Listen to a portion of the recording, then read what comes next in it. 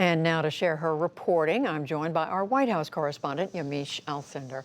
So Yamiche, hello. As we just heard, the First Lady did address some of the suffering that's taken place, great suffering among the American people over this virus, but we don't hear that. We haven't heard that from other speakers at the convention. What more are you learning about that?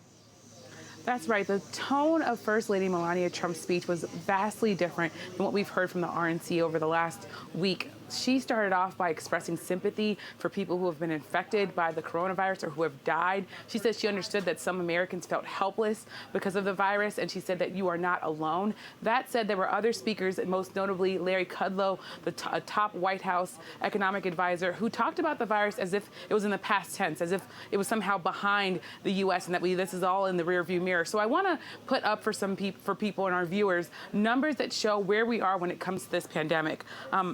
The daily new cases in the United States has decreased in the last month in the United States, but this country is seeing 42,000 new cases per day on average during the last week. Also, the U.S. has the second highest average of new cases after India. And Judy, people in the United States way more people in the United States are dying from the coronavirus than in modernized, industrialized countries. Another thing to note, a recent poll, a CBS poll, found that Democrats and Republicans see the pandemic in vastly different terms. Republicans said that they thought it was acceptable to have about 170,000 Americans die because we are in the midst of a pandemic, but now about 90% of Democrats said that that number was unacceptable. That's just one way that we see this polarized society impacting how people view the coronavirus.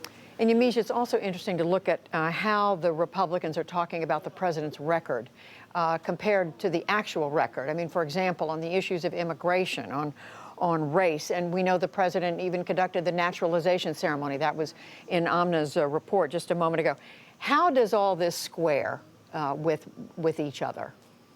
Well, First Lady Melania Trump talked about how she, as an immigrant woman, saw the president as wanting to welcome in a lot of immigrants and wanting to tackle issues of racial strife in this country. But when you look at the president's actual immigration policies, they're a lot different. And I should note also, as we were talking about First Lady Melania Trump, she was someone who was perpetuating the racist idea that former President Barack Obama was not born in this country. But to look at the president's own record, in addition to what he said in his rhetoric, let's look at them. When you look at the president's own things that have been happening during the pandemic, he's been detaining immigrant children and families at hotels during the pandemic. Also, 100,000 migrants have been expelled from the U.S. since the virus outbreak. And according to analysis by the National Foundation for American Policy, as a result of President Trump's policies, there will be an estimated 49% reduction in legal immigration by 2021, Judy. So finally, Yamiche, what else would you say stood out for you about last night, and what should we look for tonight?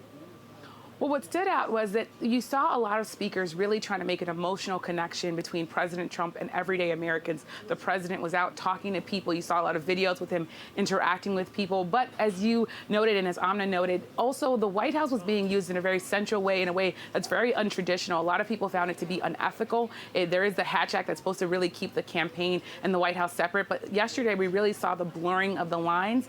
The other thing to note is that we're going to see a number of White House officials speak tonight. There's Vice President Mike Pence, who's going to be giving the keynote address. There's also Kayleigh McEnany, the White House press secretary, and there's going to be Kellyanne Conway. One other thing to note, there were a lot of misleading statements that have been said over the last week, including First Lady Melania Trump. She said that there was an unprecedented number of women serving in the Trump administration. That simply isn't true, Judy. If you look at the numbers, the key executive nominees, the number of women in those positions in the Trump administration is much lower than when President Obama was in office. Such important reporting. Yamiche Alcindor, thank you, and you're going to be with us tonight, of course, watching it all very closely. Yamiche, thank you. Thank you.